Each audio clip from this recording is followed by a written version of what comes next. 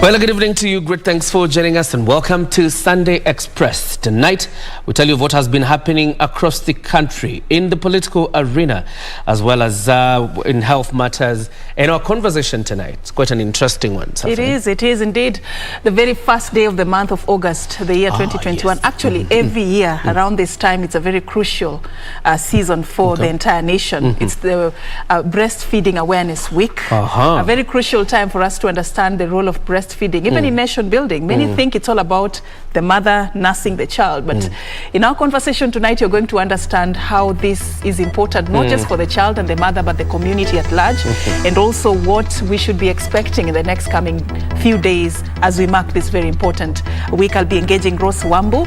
She is a maternal, infant and young child nutrition manager at the Ministry of Health later in this broadcast. Definitely tune into that conversation for the next 1 hour or so. Sunday Express is Express. Here are the highlights.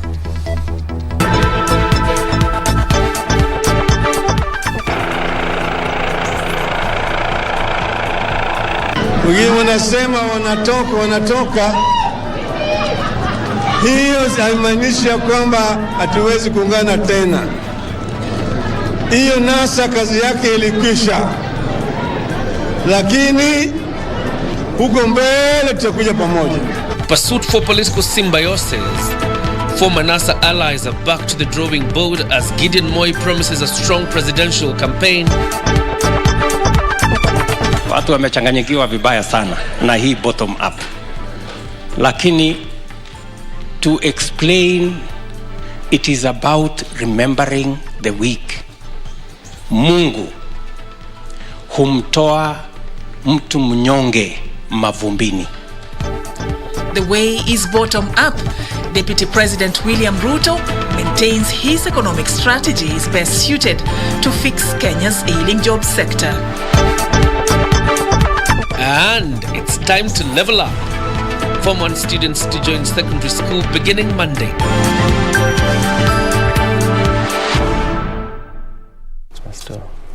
All right, welcome to the broadcast. My name is Kioria. And my name is Serfine Achieng Ouma. Our sign language interpreter tonight is Byron Aboli. Do engage us on social media at KBC Channel 1. Use the hashtag Sunday Express. All right, let's begin with the news that ODM leader Raila Odinga has hinted at regrouping with his NASA colleagues to form a coalition that will face Deputy President William Ruto in next year's general election.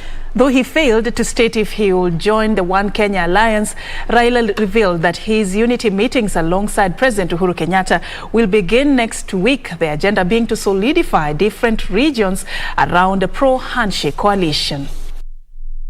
Former Prime Minister, who was in Vihiga attending a funeral for the late wife to the Deputy Governor Patrick Saisi, says he could engage his colleagues in the now-defunct NASA to form a strong coalition for next year's polls. Wengine wanasema wanatoka. Hiyo haimaanishi kwamba hatuwezi kuungana tena. Hiyo NASA kazi yake ilikwisha. Lakini huko mbele tutakuja pamoja. Odinga revealing that in the coming week, 100 delegates from each of the Mulembe Nation counties will converge in Kakamega to deliberate on the formation of a coalition under a pro-handshake arrangement. Na wapitisha azimio ya Western. Kutoka huko pande ya Pwani. Wapwani wataongea. Kule mashariki. Kule kaskazini mashariki. Bonde la Ufa, alafu mlima. Walisema ya kwamba Raila hawezi kupanda milima. Sema nimepata punda mzuri zaidi ambaye ataweza kupanda milima. Leaders from the region, however, imploring Odinga to support ANC party leader Musalia Mudavadi, who enjoys support in the county. Na mimi sina shida ya kukaa pamoja na ndugu zetu na tufanye kazi pamoja. Baba, raundi hii kuna oka na okoa Kenya iko na Musalia Mudavadi. Ndugu zako wote wako pamoja kwa One Kenya Alliance. Tunaomba Right Honorable Raila Amolo Odinga, uende uwashike mkono, uwaonyeshe mahali tutapata hii uongozi ili tusitaribu wakati. Sisi kama ANC tumesema sasa tutaenda kwenye debe ya upresident. Mudavadi, on the other hand, has dismissed the approaches being fronted by his competitors in the resuscitation of the economy debate, saying Kenyans do not need theoretical models but tangible solution. Mudavadi, who appeared to be taking a jibe at both Deputy President William Ruto and Raila Odinga, called on Kenyans to interrogate all the leaders who have fronted themselves for the presidential contest, saying some were being dishonest. Watu wamekuwa wakizungumza sana kusema iko model hii. Mimi nataka niseme hakuna haja ya model. Model ni kama uko kwa classroom unafunza maprofesa, unatoa model za theory. Kila watu wanataka kujua kama kuna deni tutalipa deni namna gani. Kama kuna ushuru tutafanya nini huo ushuru upunguke. Liberalized economy ni inji serikali kuweka enabling environment na kuachia wananchi kufanya mambo yao. Hakuna economy ya kupeana watu pesa kuholela vile mnaambia, kwa sababu hata wakisema hivyo itakuwa tu kama zile laptops, itakuwa tu kama zile 9 stadiums. Juzi nilipeana hesabu nikamwambia watu mnadanganya watu bottom up. Hakuna bottom up. Ukihesabu watu tunakupatia watu pesa kila mtu. Biashara bottom up, how? Ni uongo. Another One Kenya Alliance principal Kanu's Gideon Moi was in Baringo, where he warned those underestimating his presidential bid to brace for a political duel as he would go all the way to the ballot. Kwa safari ambayo tunaenda kubadilisha maisha watu. Meanwhile, the dust in the Jubilee Party kicked by the party's loss in Kiambaa is yet to settle, with Kieni MP Kanini Kega and Muranga woman rep Sabina Shege claiming they would begin a purge of those deemed to be a liability in the party next week. The duo say the purge will target the rank and file of a party's top leadership, a statement that could be directed at Secretary General Raphael Tuju and Vice Chair David Murathe. Chama chetu cha Jubilee kuna kasoro kidogo, na wale ambao wanaharibu jina ya Jubilee, wale ambao hawajui kuongea vizuri, wanaenda wanatoa matusi. Tunataka kuambia tutaanza operation Fagia. Wale wako kwa ofisi kuu ya headquarter, ukiona cha mwenzako chanyolewa, tia chako maji. Tukimalizana na countess tutaenda hapo juu, ili tukue na watu ambao wako na msimamo na watu ambao watasaidia rais.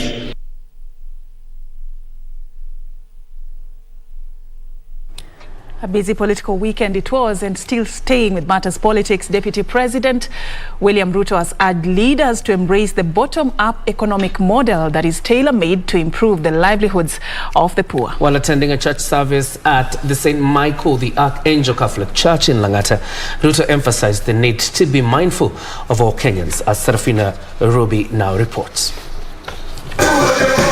On Sunday morning, while attending a church service at the St. Michael the Archangel Catholic Church in Langata, Nairobi, Deputy President William Ruto took the opportunity to respond to criticism of his proposed bottom-up economic model. Pengine mnashangaa hii bottom up inaanzia wapi? Hii bottom na inasumbua watu, imesumbua watu wengi sana. Watu wamechanganyikiwa vibaya sana na hii bottom up. It is about remembering the weak. Ruto reiterated the importance of embracing the new economic model so as to incorporate Kenyans who are disadvantaged by the current economic model. That is the lifting of everybody so that we can together be in a nation where nobody is left behind. For Sunday Express, I'm Serfine. All right, in the education sector now, and candidates who set the Kenya Certificate of Primary Education, KCPE last year, are set to join Form 1 beginning tomorrow. And although the government has since revised school fees in boarding schools owing to a shorter academic calendar, parents say raising the fees for their children is an uphill task due to the rising cost of living and the economic challenges occasioned by the COVID-19 pandemic. Caroline Kamau with that report. Over 1 million pupils who sat last year's Kenya Certificate of Primary Education examination will join Form 1 starting tomorrow. This marking the first time all 15 million learners will be in school since the disruption of learning in the country by the COVID-19 pandemic last year. But while learners may be excited about moving to the next level of their basic education, parents are decrying the pain of raising school fees amid reduced incomes. Shule nilikuwa nadaiwa 26,000. Kudaiwa 26,000 nikapata 10,000. Saizi kwa fees unastukia inahitaji 18,000. If you say 18,000 kwa sababu hii ni term 1 plus arrears, ukiona hivi kwa ukweli huyo mtoto hata akikia kwa shule au hesabu kwamba ako shule. Richard Cherutich, a chats vendor in Cabranet, says COVID-19 has affected his business and is not able to raise school fees for his 2 children in high school. Niko na watoto wawili wa secondary schools, ambapo saizi ukiangalia hivi hali ya uchumi imeenda chini sana. Ili uweze hata kupata ya kulipa mtoto mmoja inakuwa kasi, sababu hali ya uchumi imeenda chini. Biashara ile ninafanya ni ile biashara ya kuuza calendars. Stakeholders in the education sector say the state of the economy may hinder many parents from being able to provide school fees for their children. While launching a 30 million shillings bursary kitty for needy students in Baringo, Governor Stanley Kiptis acknowledged the harsh economic effects of COVID-19. Parents and guardians are facing numerous financial challenges, and the bursary kitty will go a long way in elevating their school fees burden. The money, according to a principal in the area, will go a long way in cushioning 60% of the students' population, without which they would not have gone back to school. About 80% of our students are from the IDPs who are displaced by the banditry and cattle rustling. And they have so many challenges as far as payment of fees is concerned. The government has since revised school fees for boarding schools, with this year's academic calendar being 9 weeks shorter. Whereas the academic calendar is usually 39 weeks, the 2021 calendar will run for 30 weeks. Caroline Kamau for Sunday Express. From matters education to COVID-19 now, Kenya is ending the weekend with a slight drop in the COVID-19 positivity rate of 9.0% after 467 cases were recorded out of 5,217 samples tested in the last 24 hours. The country has, however, lost 15 more patients from the disease, all of them being the deaths reported after conducting facility record audits on diverse dates in the months of May and July 2021. 195 patients have, however, recovered from the disease, though 1,475 others are still battling the pandemic in various hospitals countrywide. According to data from the Johns Hopkins University, over 198 million cases of COVID-19 have been confirmed globally, with a death toll of about 4.2 million. Now moving on, hundreds of motorists in Nairobi were on Saturday night stuck in traffic for close to 3 hours after police mounted roadblocks to apprehend those found contravening the nationwide curfew. Nairobi Regional Commander of Police Augustine Thumbe says several city residents were hard pressed to explain why they could not get home before 10 p.m. Thumbe warned that more roadblocks will be mounted to ensure only essential service providers travel beyond the curfew hours. Serfine with that report. This was the situation in most roads in Nairobi on Saturday night. Most people were caught up in traffic after the police mounted roadblocks at 10 p.m. in various roads in the city. Essential service providers were also caught up in the process as police moved to ensure everyone on the road had valid reasons to be out past 10 p.m. Jana walitangaza na wangetuambia sasa maybe mwisho ni saa 4, saa 3:30, lakini saa 4 ilikuwa bado inaendelea. Itakuwa sasa na niko na essential. Hao watu wangefanya hivi kama ni roadblock. Waweke line moja ile yenye waweke line moja ya watu essential wapite instead ya kuchukua njia zote wanaziblock. Blocking the road indiscriminately without even taking into consideration those of us who have essential service. Tunalala wapi? Unaweza lala kwa barabara. Kuna familia kiasi tushafungiwa hapa hivi. Mimi natoka huko hivyo maatu hivyo. So nimefungia hapa hivi juu story ya curfew. Hadi mimi sielewi nini hii curfew ni samanini. Kasarani OCPD Peter Mwanzo was at some point forced to offer his vehicle to transport some women and children to their homes. An opportunity to let an ambulance through this nallop almost resulted in an accident. Watu watii so that we can save Kenyans. We expected yesterday that people will listen to that. But unfortunately, they took it very casually. After hours of possession, Nairobi Regional Commander of Police Augustine Athumbi ordered the lifting of barricades, but not without a warning. Saa hii kila mtu aondoke aende. Kesho tunaianzia saa 4 kamili, hakuna mtu atapita hapa.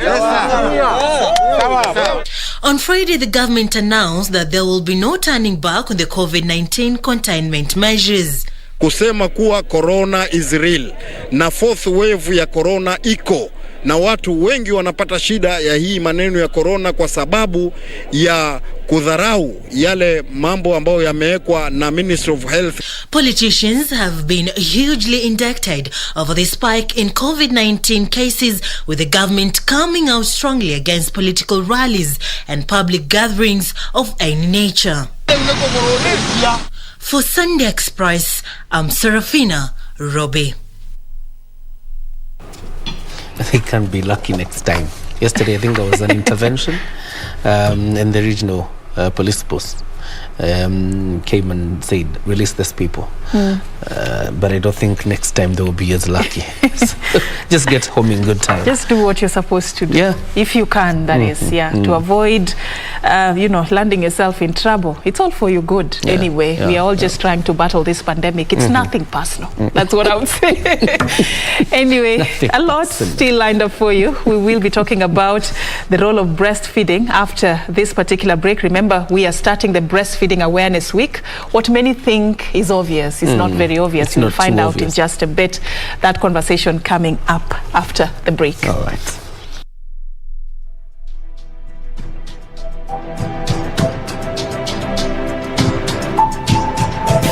We have decided to accept the results of the just concluded elections and to join hands with other Kenyans in addressing the urgent problems facing our nation at the moment. Ford Kenya, in accepting these results, would want to ensure that there is peace and stability in our nation, because any talk of rejecting results and instituting mass action can only help to destabilize our nation further.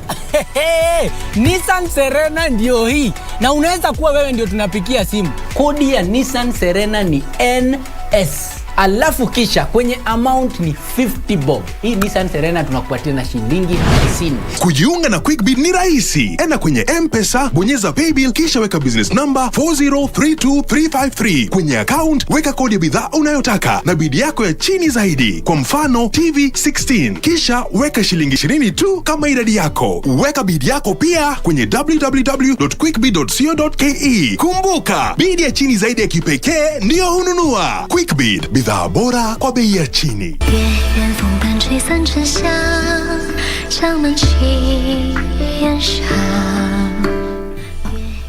Now that she ran off, we now have a good reason to ban her, which is good for us.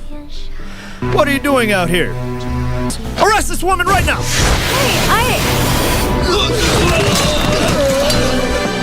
Promise me 3 things right now.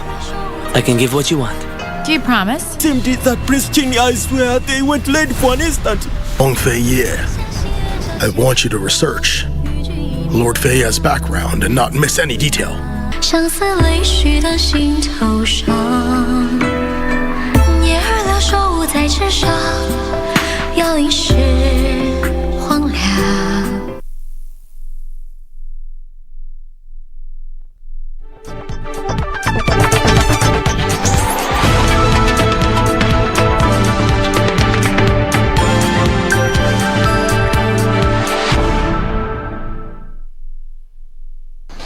Welcome back. You're watching Sunday Express, and now we move to the preamble of our interview tonight. The COVID-19 pandemic has had some unprecedented effects on how we live, work and play.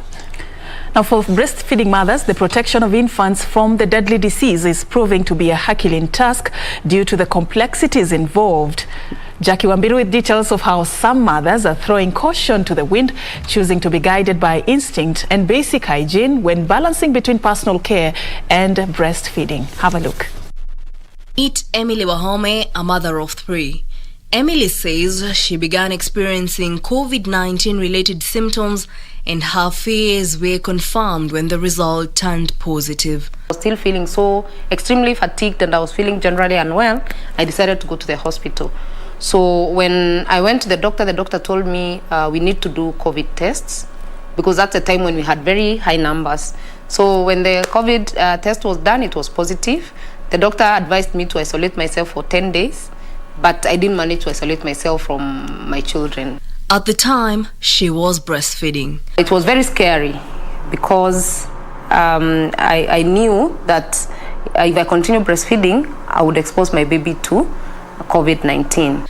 For Emily, the management of her COVID-19 status and the care for her baby was lessened by her expertise in nutrition. You do not want to expose your child to the COVID, but at the same time, we know the benefits of breast milk.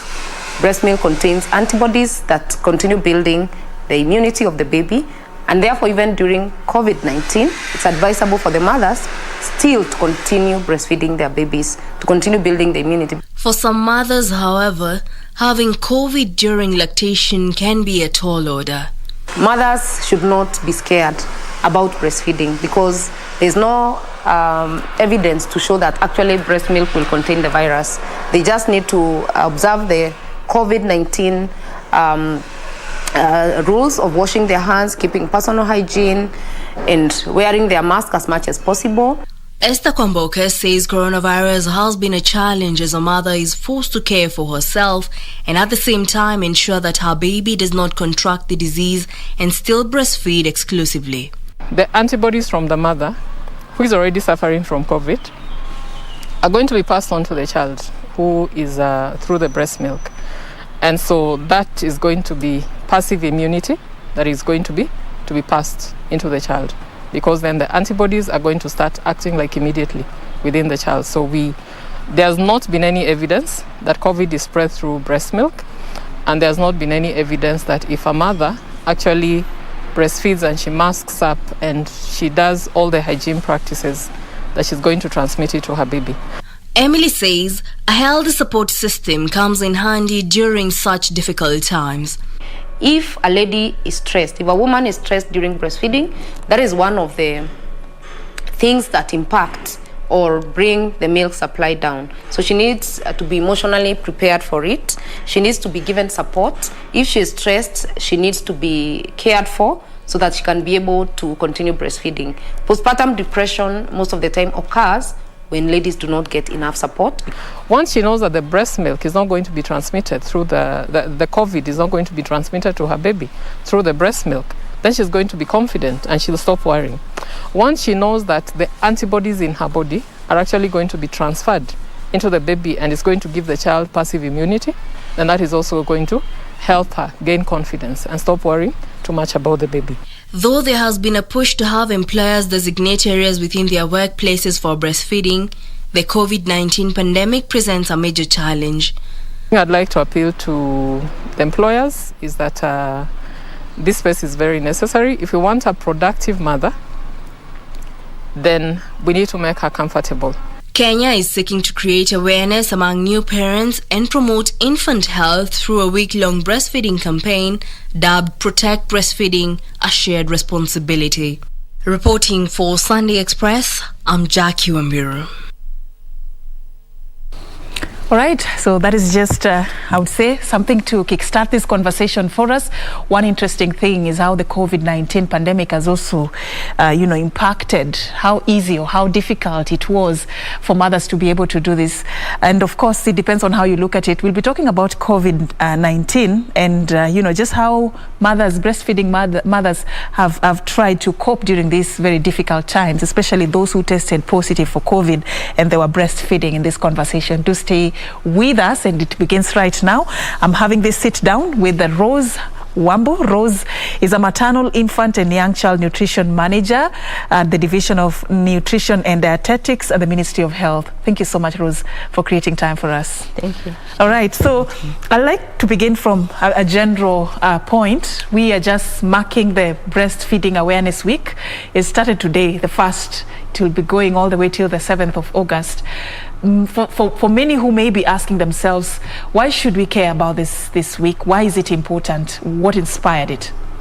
Okay, this is a global event, and by the realization by the World Health Organization and UNICEF, that breastfeeding needed to be advocated for. Therefore, in 1990, there was a declaration which was made in a town in Italy, the Innocenti town, and it was agreed that at least on a yearly basis, breastfeeding should be, awareness should be created on a yearly basis. Therefore, the first one was done in 1992. So from 1992, we've had a commemoration every year. So in Kenya, we are just like any other part of the world. We are celebrating an World Breastfeeding Week, where we want to promote breastfeeding at the highest levels. Yes. All right. When you say we are promoting breastfeeding at the highest levels, many think breastfeeding is obvious. As soon as you give birth as a mother, naturally, you're supposed to breastfeed your child. Is it as obvious as we think, or there are issues that inform why we should be having such an awareness?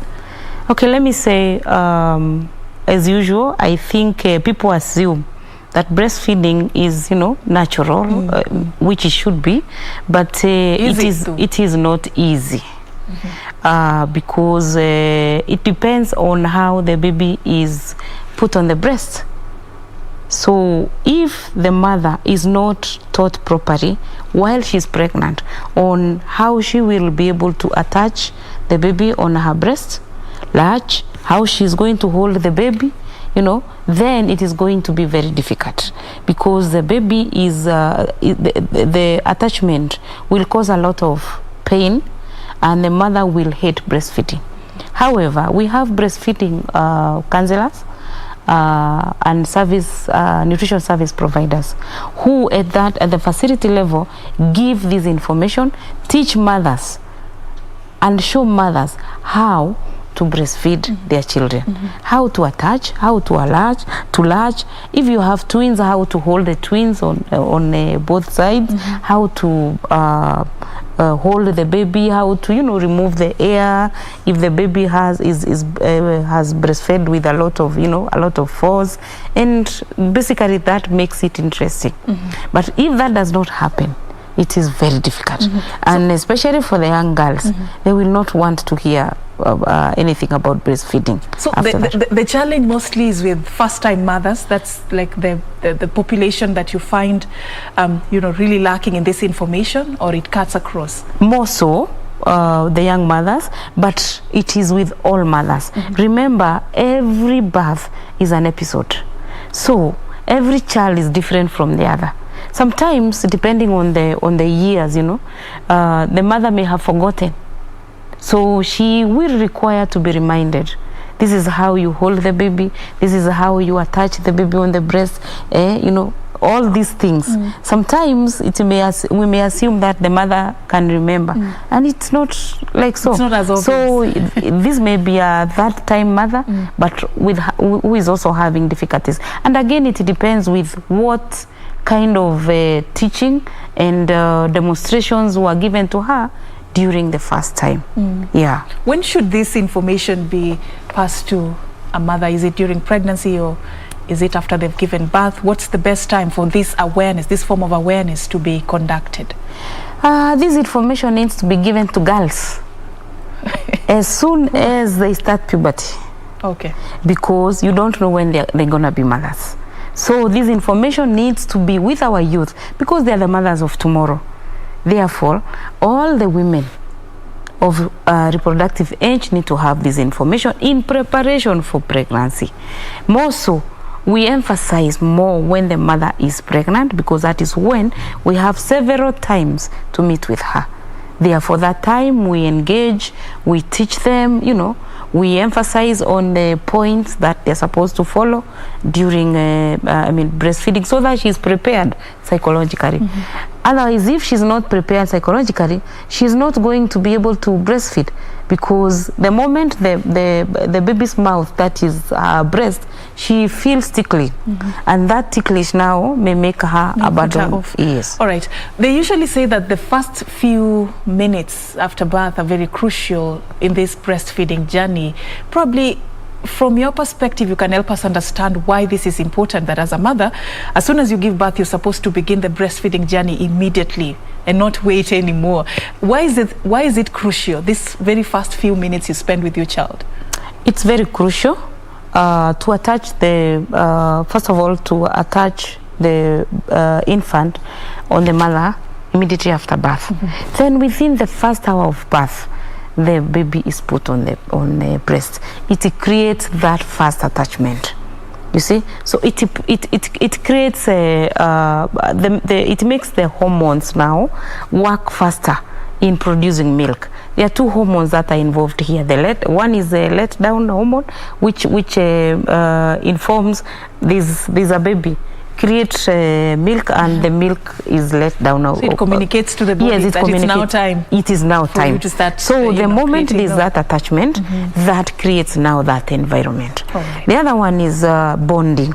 So that bonding, you know, there's the mother's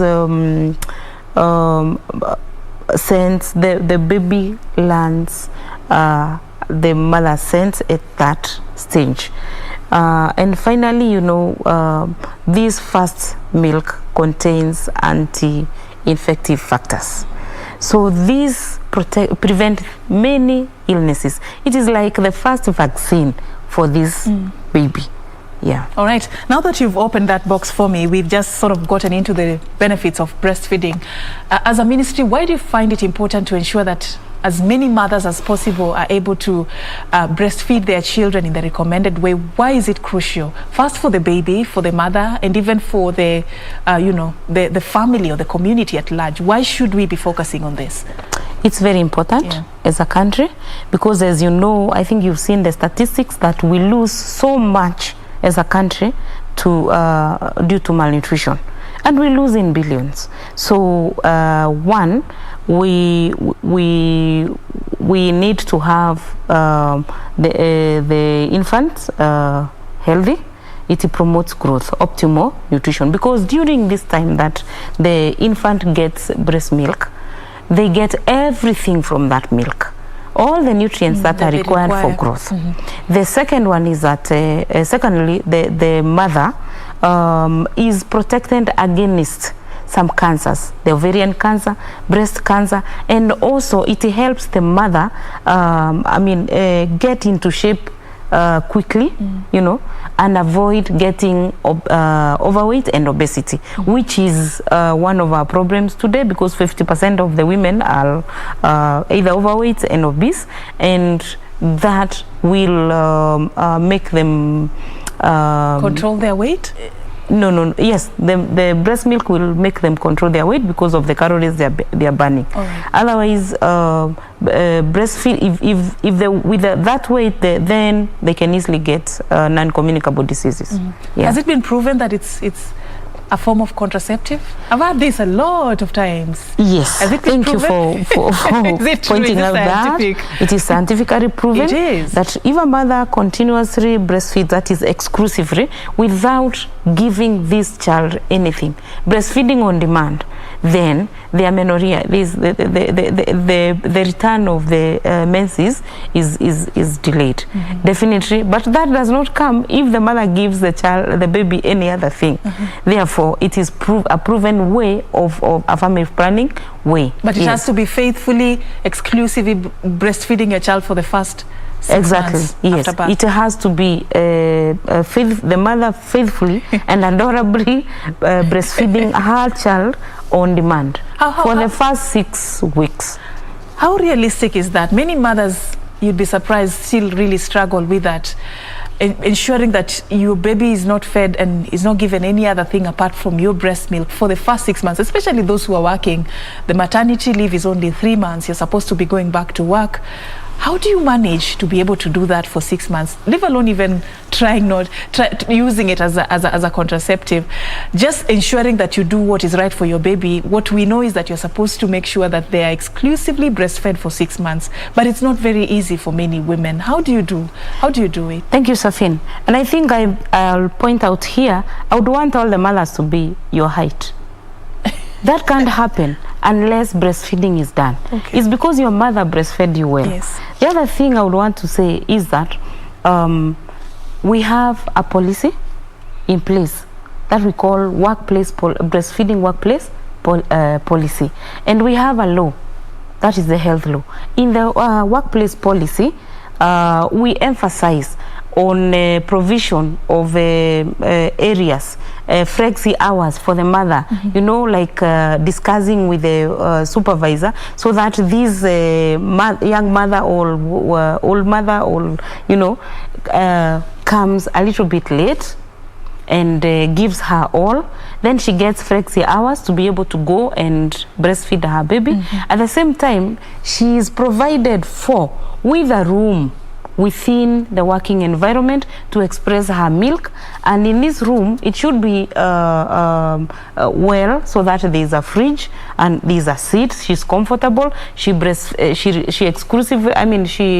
expresses her milk, puts it in a safe container in a refrigerator, so that when she's going home in the evening, she carries her milk home. And this is the milk that will be given to the baby in the absence of the mother, so that that baby can continuously be breastfed. How is the uptake in terms of implementation of this policy? What are employers telling you as the complexities of implementing this? Okay, they are both public and private.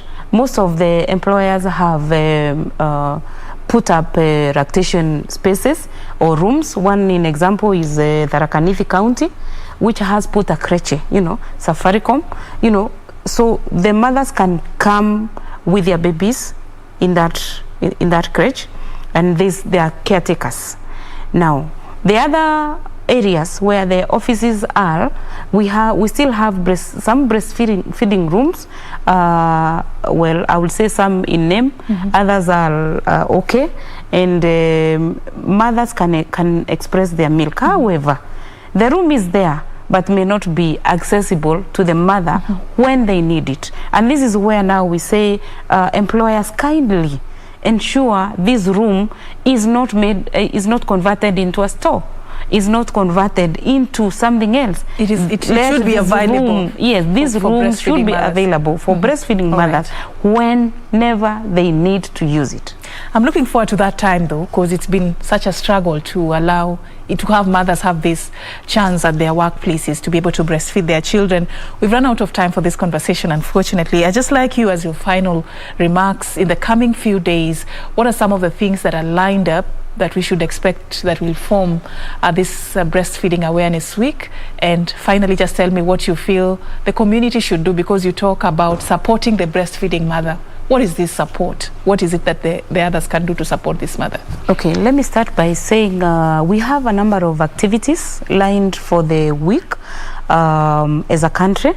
And one of them is sensitizing. You know, we inform everyone, and that is why I informed you earlier, and we engage everyone. We also anchor whatever breastfeeding with other existing programs, and then galvanize. And what that means is that we will engage at different levels. We are going to have counties run their edition of the World Breastfeeding Week in their own style. here there's no prescription because how to do it. Yes, the counties are at different levels. Some have a lot of resources, others have minimal resources on this particular area. The partners are supporting, and the partners are also supporting the counties, the national, up to the community level. All right, in 30 seconds, yes. How do we support breastfeeding mothers as a community, as a society? Telling everyone the benefits of breastfeeding. Then we also want people to support the mothers. For example, in the offices, we need those rooms and the lactation rooms to be put in place.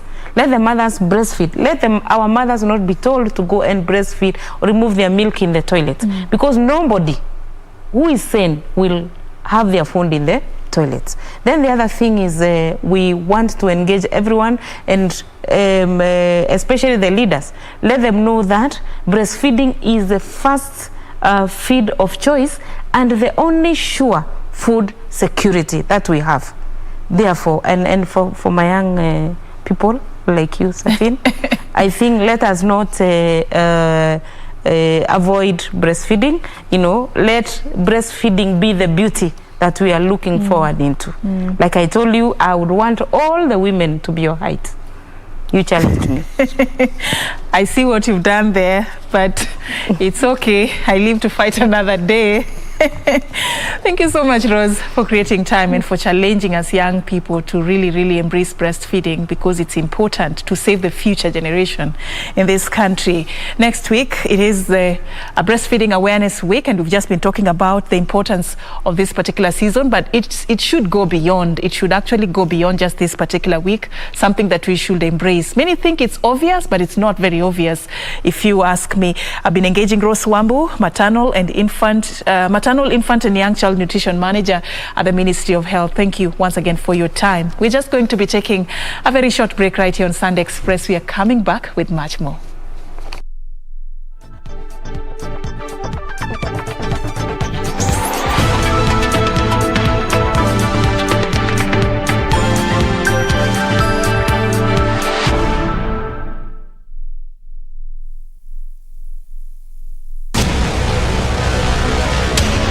Get the VIP access to the best shows on KBC Channel 1. We have something different, something special to spice you up.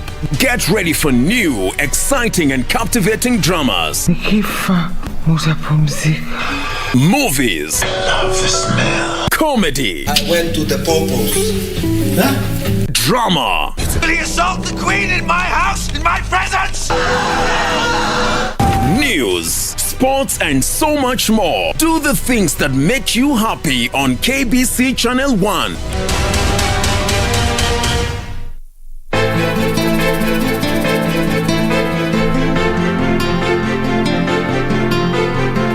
Ni kitu gani ulimwambia Maya mpaka yuko so convinced kwamba utakuja kuzungumza na babake? Birthday ya Badi si muhimu kwako, sio? Jamani mume wangu, mimi sijasema hivyo. Mimi leo niko tayari kutoroka. Vipi ule mpango? Pe jina lako kijana. Hujui jina la baba wa mtoto mtarajiwa? Like spending my money, baby. Na kama hutaki mimi nitumie, wataka nani atumie?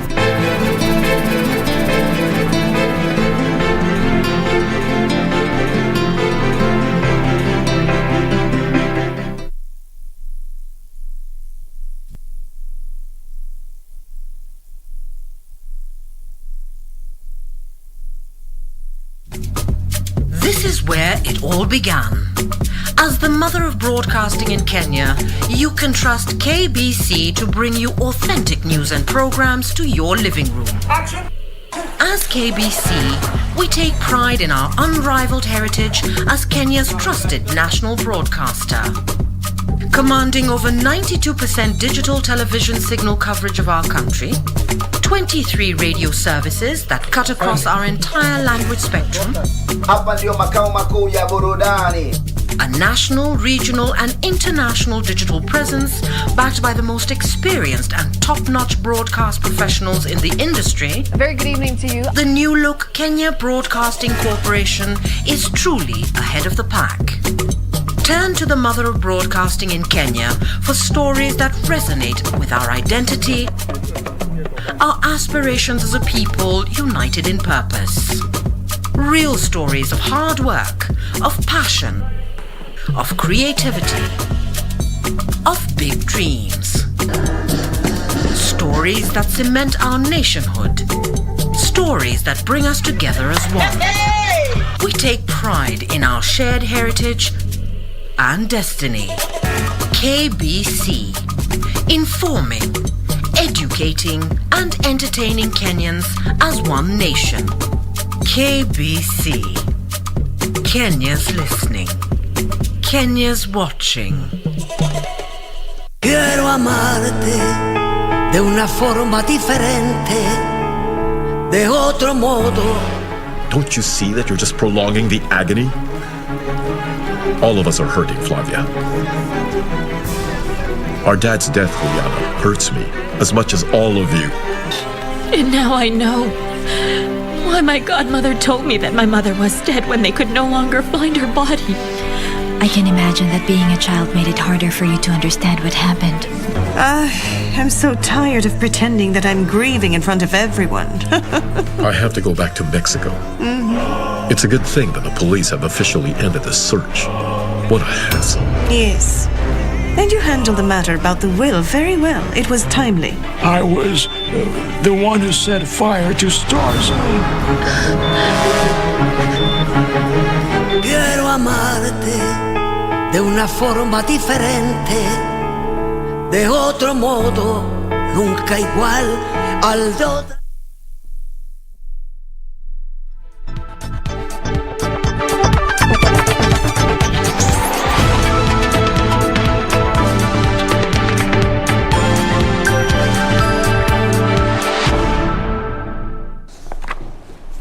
Welcome back. You're still watching Sunday Express. For 16 years, Santa Lucy Fungaro has been forced to battle an ailment and still ensure that her education continues uninterrupted.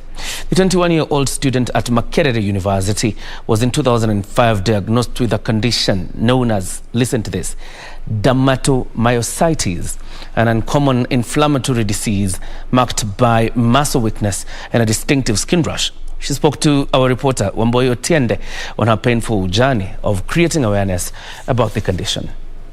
Only thing you're left with, because you have no option in life. Santa Lucy Fungaro is fighting a war that is chipping away her resolve piece by piece.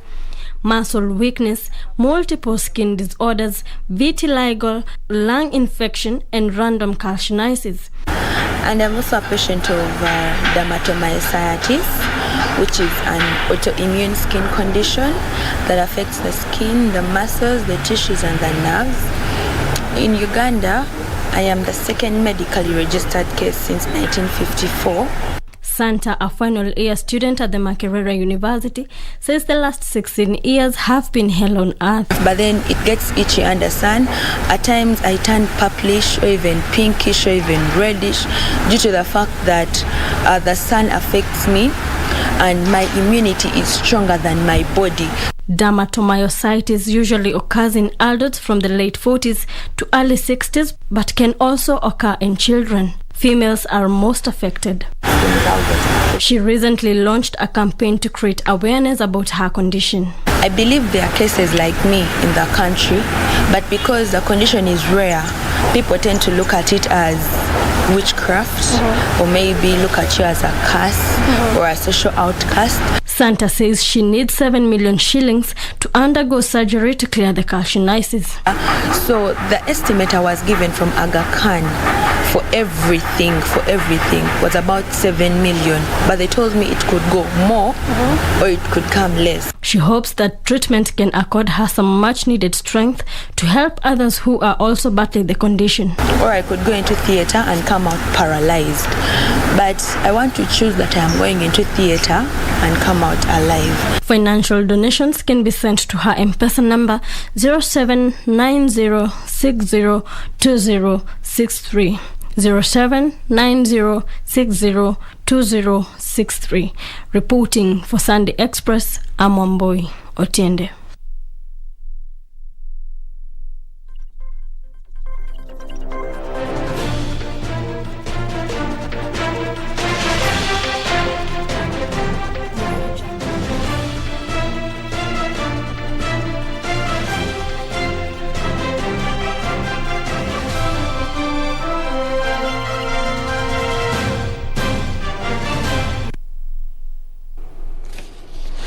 All right, it's time for us to get sporty. And Emmanuel Kioria and Ferguson Rotich qualified for the finals of a men's 800 meters at the Tokyo Olympics. Kioria finished second in heat 1 behind Poland's Patrick Dubek to get an automatic slot, while Rotich won heat 3.